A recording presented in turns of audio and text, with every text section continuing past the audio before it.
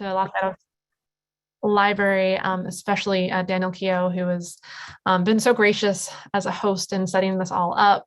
When I first conceived of this reading, I really wanted to focus on, I know there's incredible writers all around the country, but I really wanted this to be about the writers who live close by, and especially so looking really at these Bay Area writers and the talent that we have here.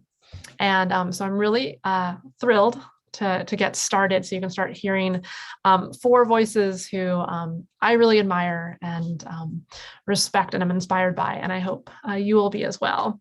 So our first reader is Alan Chazaro.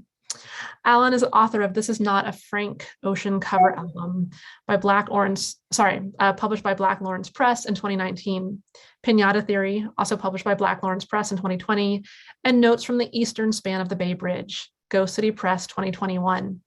He's a graduate of June Jordan's Poetry for the People program at UC Berkeley, and he's a former Lawrence Ferlinghetti Fellow at the University of San Francisco. He writes for SF Gate, KQED, Datebook, Oakland Side, and other publications, and you can find him on Twitter and Instagram at Alan_Chazaro. Please welcome Alan. Thank you, Jen, and everyone for being here, my fellow readers, the Los Gatos Library. I was born in Redwood City, and I grew up in Mountain View in my early years. I've been in the East Bay for a while, but I got love for that South Bay corner going towards Santa Cruz that we all have to kind of go over. And, so I'm excited to be here. It feels like kind of a hometown thing for me in a way.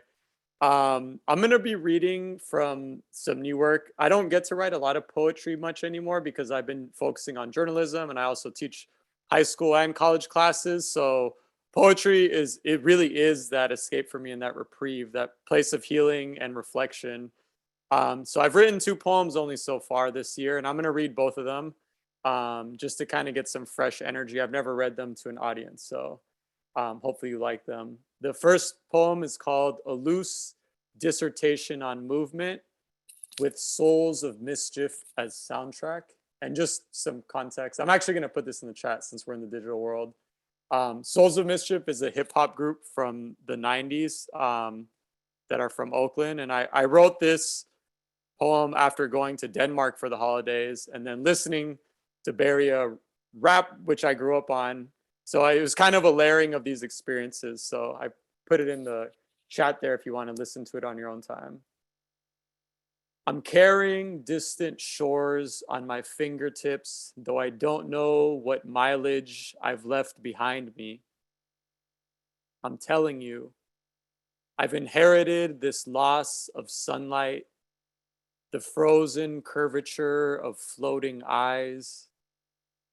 I promise you, this lyric is covered in the shape of a Mexican serape in winter, the birth of a candlelight's truth.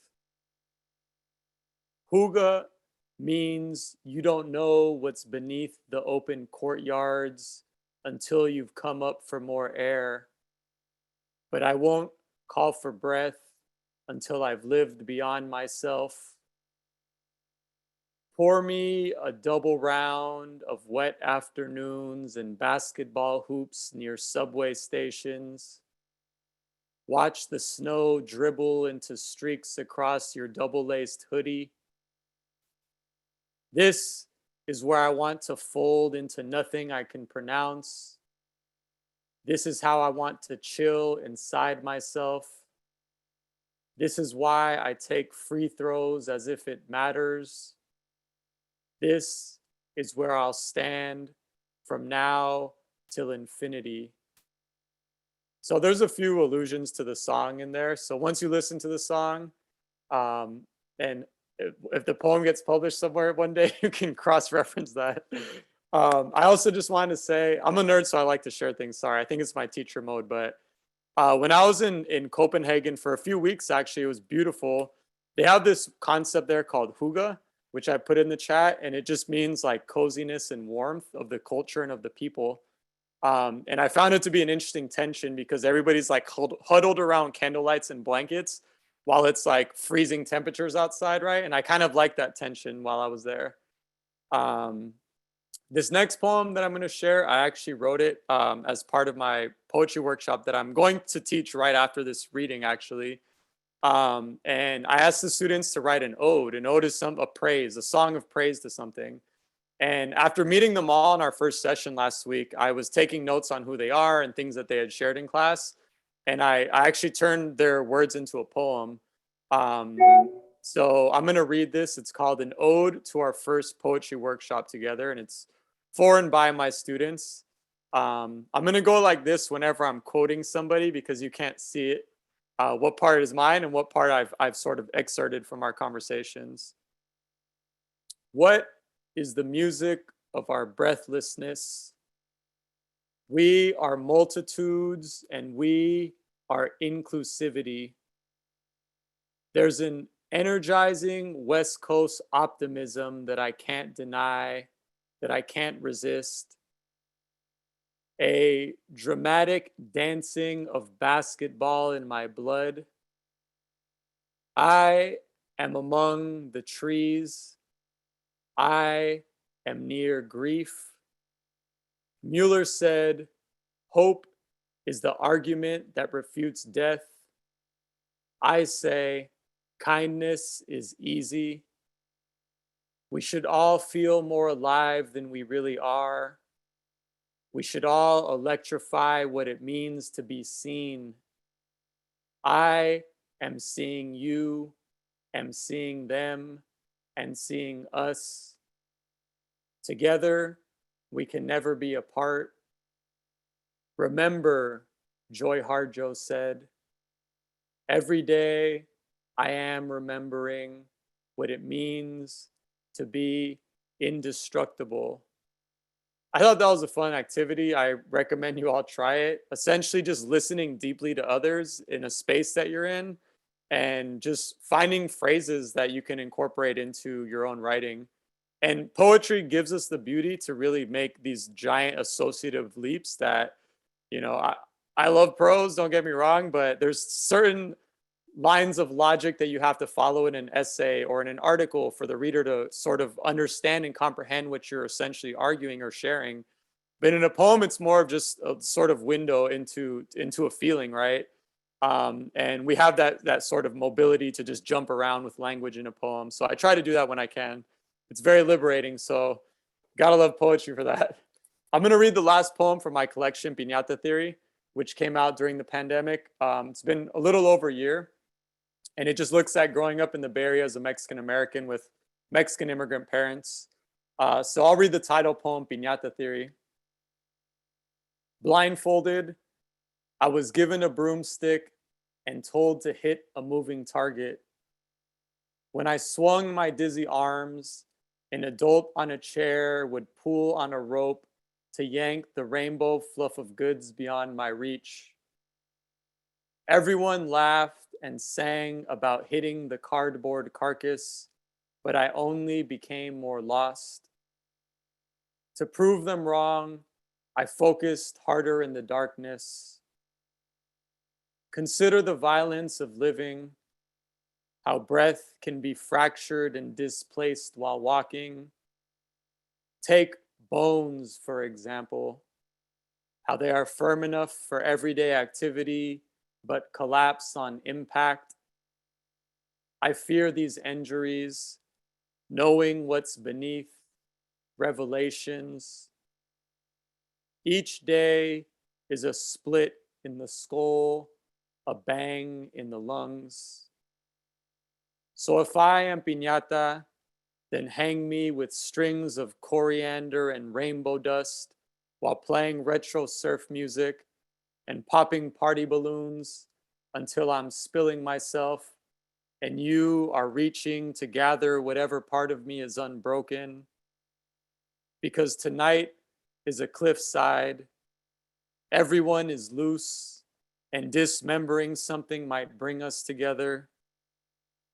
We went from smashing piñata Spider-Mans to smashing institutions we can't see, getting our spins and tumbles from tequila and Sierra Nevadas, pretending to be ourselves but never trusting the brakes, a different kind of broken. a slower waking up, each morning becoming more monster, needing a harder sword of destruction. But this glue was never meant to hold us together. We were covered in layers of pretty colors, paper mache faces, superhero assemblages of warehouse scraps. Beneath these exteriors, we stomach lollipops, our breakage a celebration. The truth is we were made for beatdowns. So I'll end on that, and I just want to shout out also my artist who made this. He's a young dude from East LA, Francisco Palomares. And if it's cool, I'm going to put in the chat. I actually interviewed him last week about his journey as a painter and how it tied into, you know, my book cover essentially. And I'm launching a new series of interviews where poets are talking to their cover artists to see where the connection is between visual arts and poetry. So yeah, thank you again, Jen and Los Gatos for having me here, and everybody for being here. Thank you so much. Oh, wow, Alan. I'm just, your words are swimming in my head and total delight. So I really appreciate that. So yes, please check out, there is a link to his collection, Pinata Theory, in the chat, and definitely support him, buy his books. I know I want to, so I'm going to do that later. So the next reader is Mary Pacifico Curtis. She's the author of Between Rooms and the White Tree Quartet, both chapbooks published by WordTech's Turning Point imprint, as well as a new published collection just came out, or sorry, memoir and essays called Understanding Moonseed. Her poetry and prose have appeared in the Crab Orchard Review, the Rumpus, the Tupelo Quarterly, Lost Magazine, the Naugatuck River Review, and Narrative Magazine. Her work is also included in numerous anthologies, and I'll be also adding a link to her latest collection so you can purchase that as well. So please welcome Mary Curtis. Hi, everyone. Well, Alan, I've been reading Poems of Erasure today, and I think that second poem you read was a poem of embrace. It was beautiful. So I'm going to start by reading a poem that appeared in Catamaran, which is a beautiful art and poetry literature collection that comes out of Santa Cruz. The title of this poem is Ghost Tree. Tamaracks on the lakefront, craggy bark, mirrored green between earth and sky, but for one that breaks the line. White gnarled branches with sliver tips twisting to the summit nearby where men scrabbled, laying railroad to the coast, the whiteout pass where travelers ate their own, the rivers and streams where seekers rushed for gold. Did any of them make camp beneath your once lush canopy? Old tree, what history haunts the hollows of your core? Blizzards howl and toss live branches, snapping trees like twigs in hell-bent sway. Snowbanks bend and hobble, trunks to submission, yet you, white thing, stand spectral and unspoken.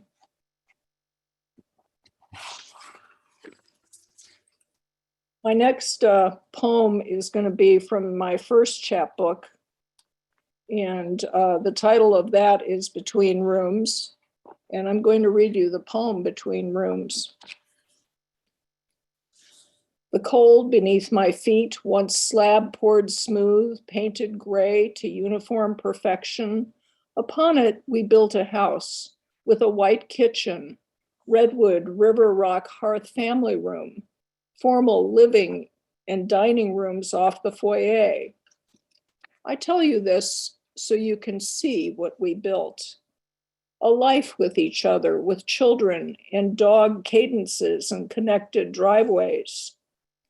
I tell you this so you can feel the cold under my feet, new foundation of loss, strangely pitted and stone, ragged with remnants of lives.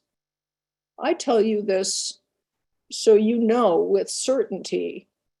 In the new kitchen, cherry and rift oak, vertical and horizontal grains, raised ceiling. I have to grow taller to reach the upper cabinets. This concrete beneath my feet is about to be smooth again. Porcelain butted against parquet, flowing into the family room to hand-picked clear redwood.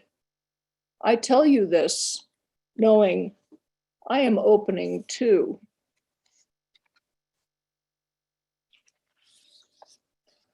Next, from the same collection, a poem inspired by Renee Magritte's piece, The Rape. The title is Defaced.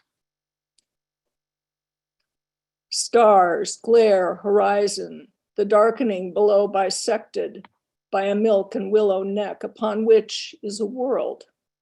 Swirls in texture and mute, one pair eye dimmed in shadow, nipple pupils on a landscape without cavern, cavity, passageway for the intake of oxygen, the outflow of carbon dioxide, a call, a spoken word, a scream, a song, a landscape without bird song, cricket chirp, wind rustle, a cry, a landscape of ordered flows, up from, in many directions from, the blank and pointillistic shadow, a landscape of absence, bruised of features, swollen emptiness, white empty, black empty within the ordered flow of going on, looking like, appearing well, well coiffed, well styled, well preserved, well, healthy, appearing.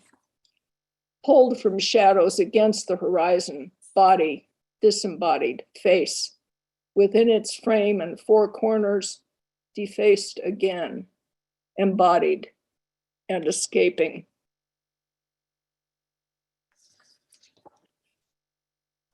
Next poem is from the second chapbook, The White Tree Quartet, and this poem is called Falling, and I wrote it in the Amazon. Falling. A string of green dugout canoes follows our canopied motorboat into an opening in the jungle. We stop in the estuary off the big river and pull the canoes up one by one. Step in. They are wide, weathered, and tippy. Water sloshes on the floor to be bailed with a hollow gourd.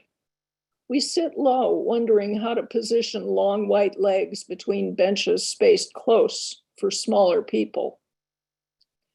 Taking up short paddles after squirming and settling, we're off, breaking the glassy surface of the bow. Each boat breaks the mirror surface anew, creates a V of ripples in the water behind it. The jungle mesmerizes, at once filled with obstacles and secret passageways to new waterways and densities. Our eyes are riveted on the canoe ahead of ours, the one that is about to drop off the surface of the water, the one we watch to see how it will be when we drop off. At the beginning, we have moment after moment saying to ourselves, oh, there they go, down the drop in water. Let's see how it will be for us. We soon know it is an illusion, like the trees and the sky and the river. It is easier to know that the trees and the sky are an illusion because reflections cannot hurt us. Soon we know there is no drop, only the canoe and the river. So poetry informs what you write in prose. And I am going to read from my memoir, which of course is prose, but a very short section, which I think of as kind of a little prose poem. It's from a chapter called Life in Architecture. Yellow limestone, hardwood and flagstone, skylights and harp music as if a dream, Up stone stairs, wide white doors, rounded chairs, sterile surround. A steady beep as drugs were infused into his veins. Our foundation newly built of hope and hopelessness, and the two of us together. With solid certainty, death lurked at life's flimsy frame. The structure we thought sound was neither limestone, granite, wood, stucco, or even a sturdy tent. Love was the wind in daylight, barely touching our skin as we passed under a brilliant sun.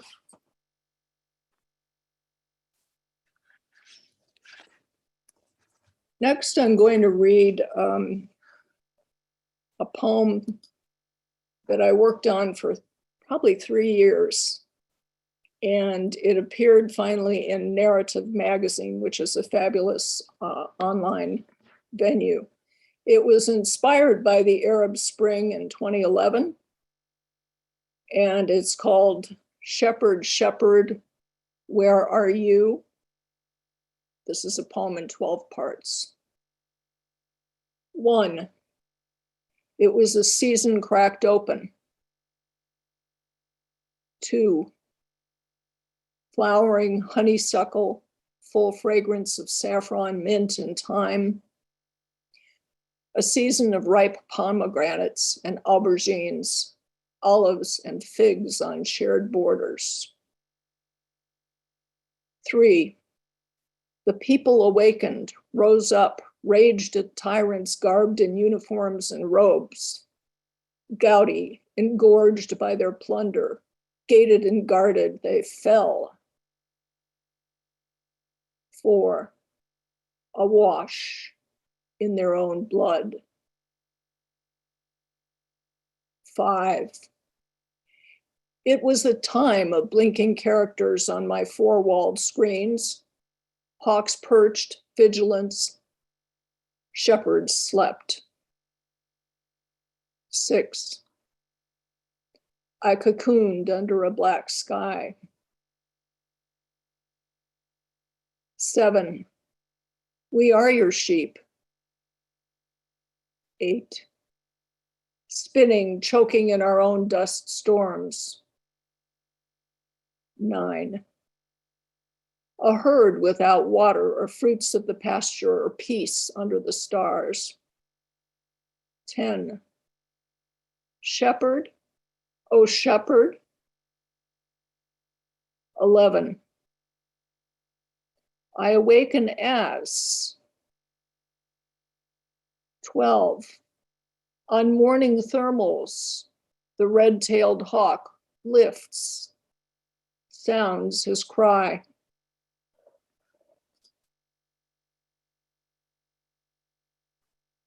Coming back to my second collection, I want to read a poem called The Balcony. I saw the grimacing toddler, not yet as tall as the iron rail. They pointed beyond faded borders to tell me about the balcony that stretched the length of that Tehran apartment. Beyond the balcony, soft greens and shades of white framed a park and nearby buildings below, and likely a show of cityscape continued into a distance, smaller then, but growing into the chasm between their country and their God, causing them to cross blazing peaks and churning foreign seas, chop of tongues, absence of honeyed spice and celebration. Instead, gray terminals, dim-lit portals to somewhere when their land was no longer to be their home. Behind them now that future, seasons of anguished worship and days of rage before one bloody spring. They settled between two seas, new land of freedom that roils within its own sand shores. Yet, in that moment of black and white, the balcony and its surround was permanence, and persecution was without presage or dream of family flight, that brought that young boy, now a son-in-law, to me. Last poem from the first book. This is called You Reach for Me. You reach for me and I for you. We step into our maiden orb around this flimsy globe together after other days and loves now gone that smolder still when trembled by the burst and pale from coronet to lone sax bell. Loves released on a breeze from sun-warmed bluffs, now rest in rolling seas in anchor darkest loam, under ebony skies, abundant embers of another time. You and I danced once with death, finding only muted heavens and the crescent moon, our mortal arcs between two waning sliver ends. From black new skies we rose and traced our hope for singular orbs grounded in our waxing light. Then, with launching fire and hungry metal weight, we walked paces from the past to rest beneath Orion's muscled glow until a crew in goldenrod broke through the nighttime skies and corals crimsoned overhead. I take you now as you take me, your music in my heart, my syllables, your syncopation, penumbra of our time.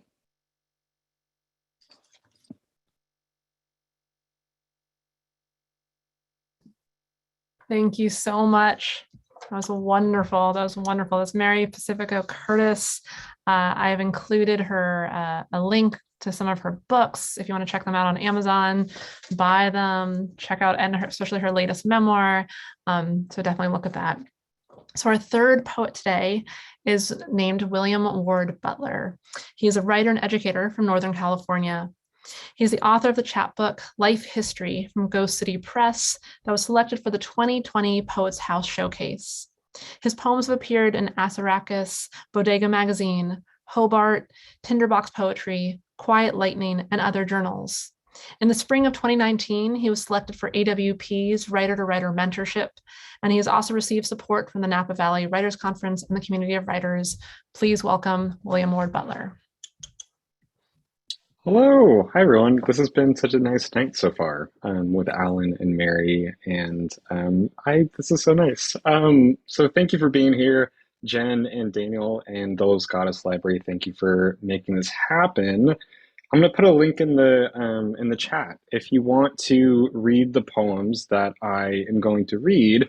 It's a link to my website in the chat, and it has the text of the poems.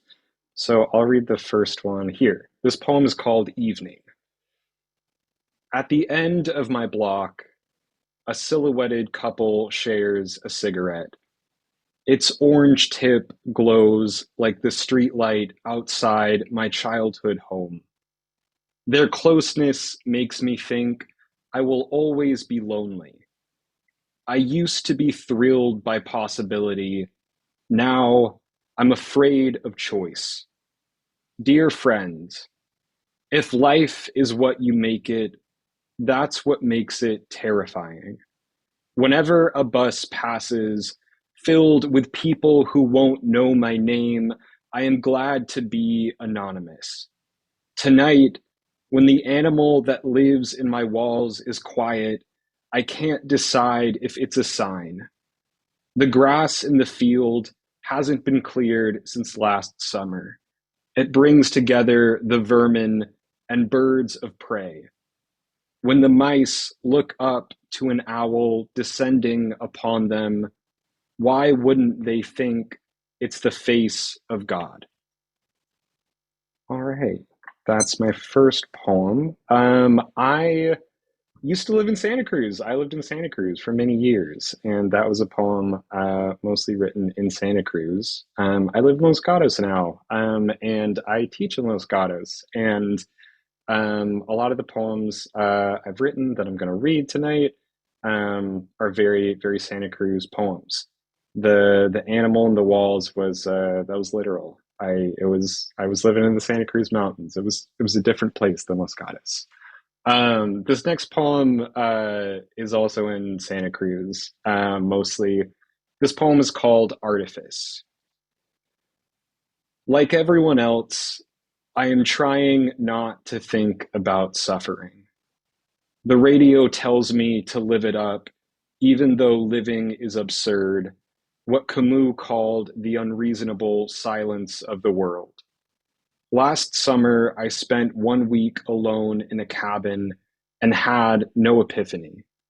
On the last day, I drove to Santa Cruz for pizza and startled myself when I spoke a single sentence. The TV was filled with golfers looking mean. On commercial breaks, it rained Reese's Pieces from high heaven, and the street outside was filled with August light. It was clear that what I wanted most in life wasn't money or to know God. What I wanted was time. All along Westcliff, the surfers crashed into waves again and again, like they knew a truth about being alive that most people don't. Now, when the late afternoon light spills onto my tile floor like a new ocean, I'm curious. I want to dive. I would like to drown. Thank you. I am so glad to be here and reading poems. This next one is a new poem. I wrote this sort of remembering something that happened a while ago before COVID, and back when it was easier to be around many people at once. So yeah, I don't think I've read this in front of people, so this is great. This poem is called Rapture. It was my first time in Seattle, my first time going to a drag show. We got ready at Addison's apartment. His blonde wig with ringlets made him look like a dead star from old Hollywood, a timeless beauty. He told me my shorts needed to be shorter, then handed me a fluorescent vest to pair with the old Boy Scout uniform I brought. I thought it would be camp. Before he did my lipstick, an arrogant red, like blood from a wounded deer. We exchanged our 20s for ones at the door before ascending stairs to a roof perched along the city's horizon. The darkened office towers vacated hours ago. A queen with the first name of arson spun to a song with the lyrics, "They'll never break the shape we take. Baby, let all them voices slip away." And it wasn't amazing that this place was here. It was amazing that it was here all along. Concrete island in the sky, where for one night we could all be ageless and enjoy what I thought I had been born too late to experience. Shame was an old friend whose name I forgot anyway. We're all born sinners and the rest is Genesis. We stood near to each other, of course, but more than that, I felt close to that crush of strangers, where anyone could walk in with no need for apologies or explanations. When the show was over, we trudged down the stairs reluctantly, covered in sweat and the odor of a crowd, so close to that rude perfume of sex. We had to make ourselves decent at street level. Our return to polite society and a country whose president felt the same way about us as the last president who let our kind die from a plague. Before we called a car, I wiped off my lipstick, held Addison's wig in my backpack, put on a sweatshirt, and wondered if what waits for us in the end should be feared. All right. It's very funny ending a poem and having it be totally silent. So I appreciate when people do the heart emoji or the clap emoji or the reaction on Zoom. It lets me know that there's like a finished transition point to the next poem. So thank you. Thank you for listening. This poem is about The butter substitute, I can't believe it's not butter. This is a letter I wrote to it. Dear, I can't believe it's not butter. Letter number 2. It's been years since I last wrote to you. I've changed jobs, friends, how I live. You're still in the back of my fridge, lonely as God. This is how we're similar. At times, we've resigned to let the heat of this world ruin us. We may or may not be genetically modified. We've both been judged based on what we are not. I know it doesn't matter. You don't care that I'm composed of fistfuls of carbon, just like it doesn't bother me that you consist of soybean oil and salt. I'm writing to let you know that I'm still moved by beauty in unexpected places. Last year, I went to an orchestra performance in a room filled with wires. When the violinists finished playing their instruments, they started to play the wire, a single note, held it, then cut the wire, which released one final sound. I cried in that audience of strangers. I've never attended a house of worship, but seek grace in all things. I take 8 vitamins every day. I'm 25 and have entered a phase of life that has not always been filled with the delight I feel when I gaze upon you, my savory substitute, leaning against a jar of expired pickles like a stoic. Dear not butter, I can't claim to know how old you are, but I'm glad to know you all the same. My imaginary dairy, my condiment of imitation, my simulacrum of joy.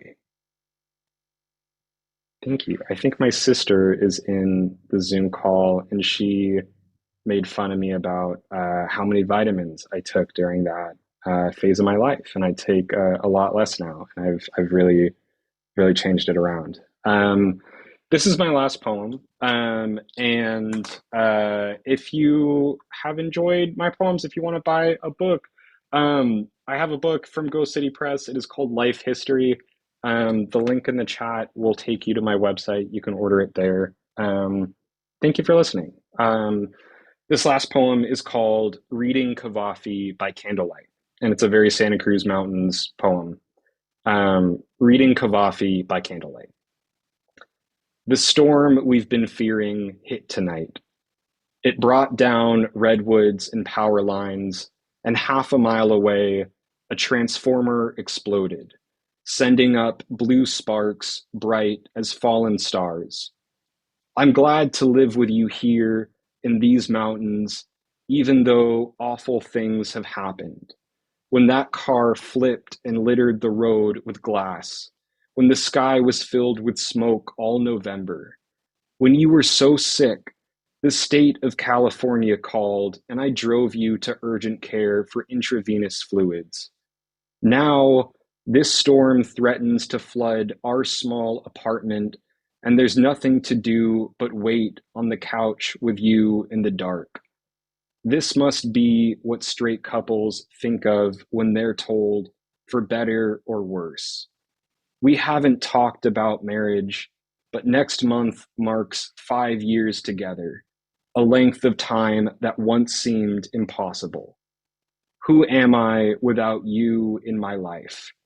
The answer, like a burning wick.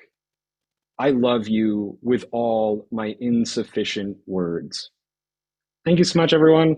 I appreciate you listening. Farewell. Thank you so much. Thank you, thank you, thank you. That was amazing. That was Billy Butler.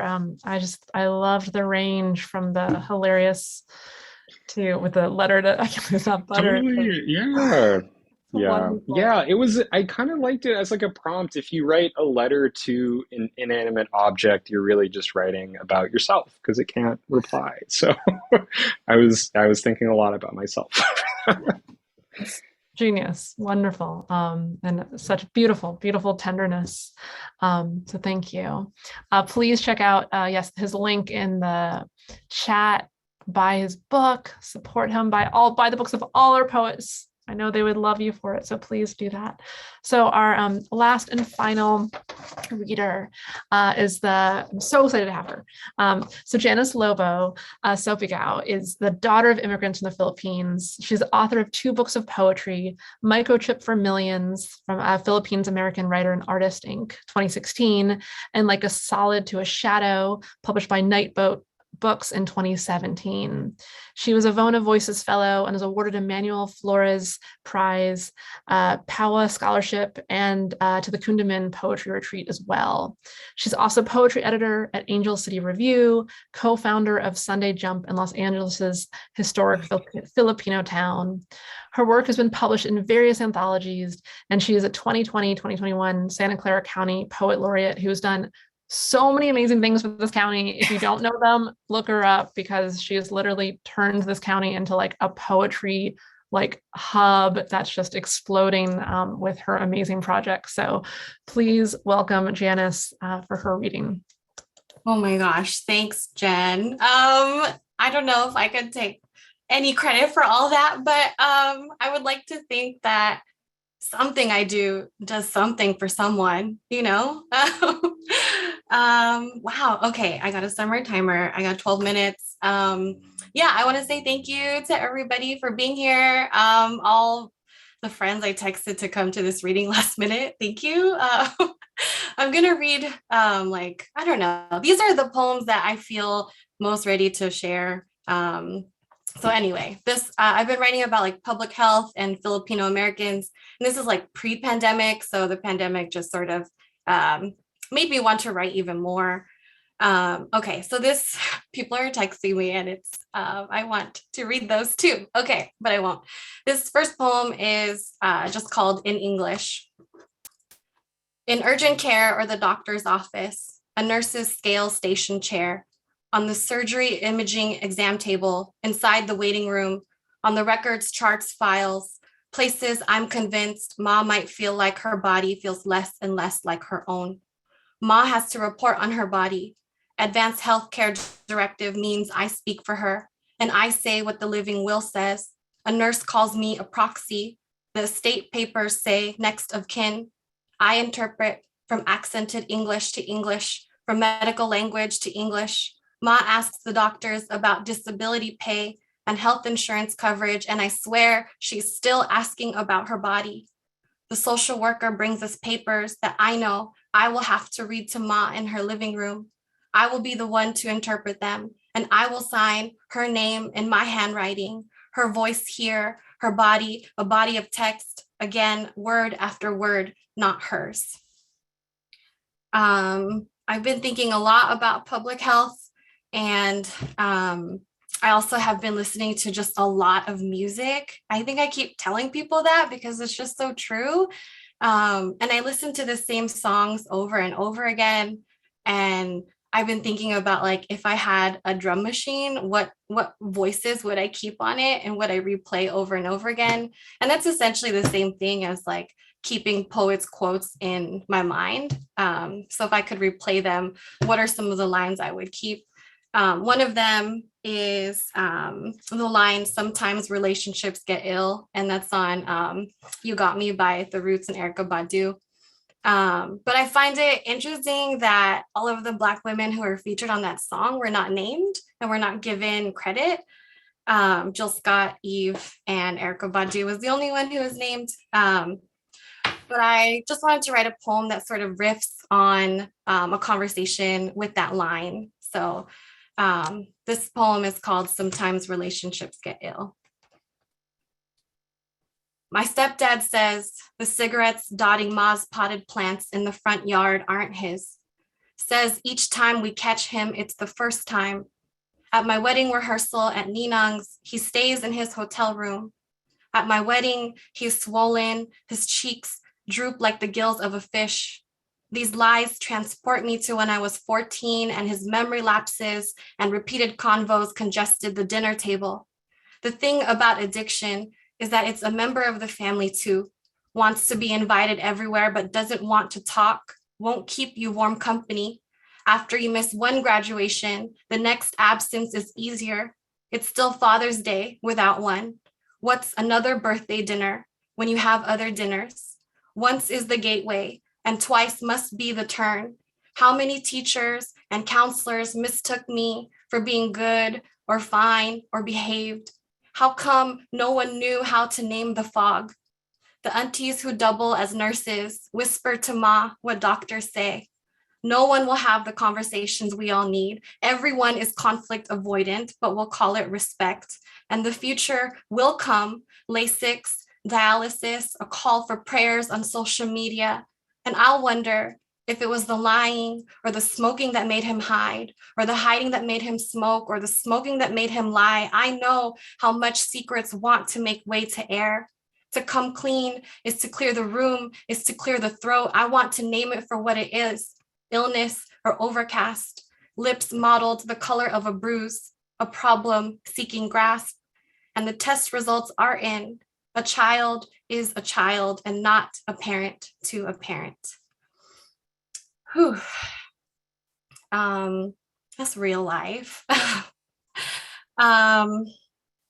Speaking of real life, I guess I wanted to read these kind of new poems that I've been calling equity poems. I see that word a lot everywhere. And, you know, when I was in college, I majored in ethnic studies.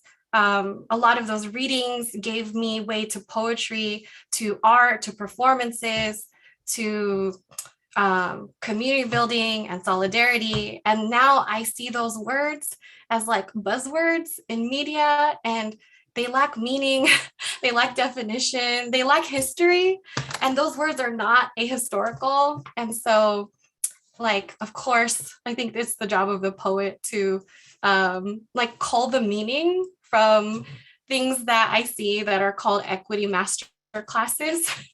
And I just think the phrase equity masterclass is one, hilarious, but two, an oxymoron and regressive.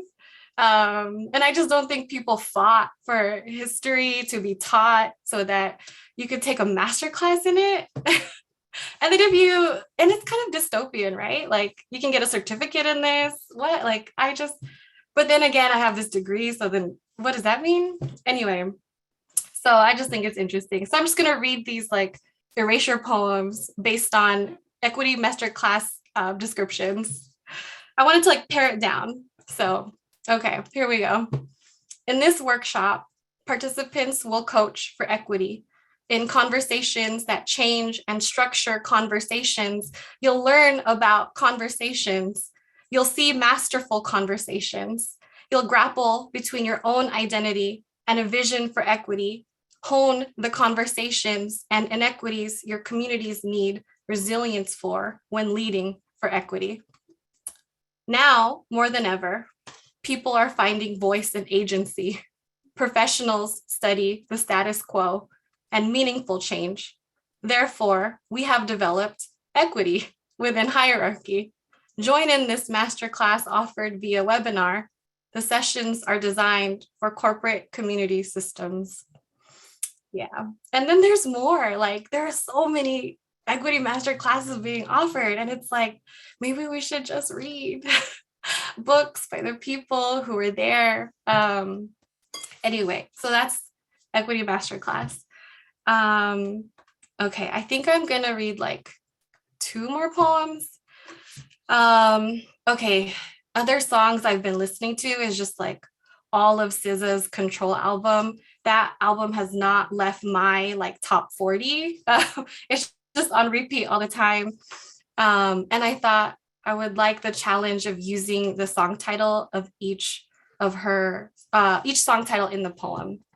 And I think my friend who is in the poem is in the room.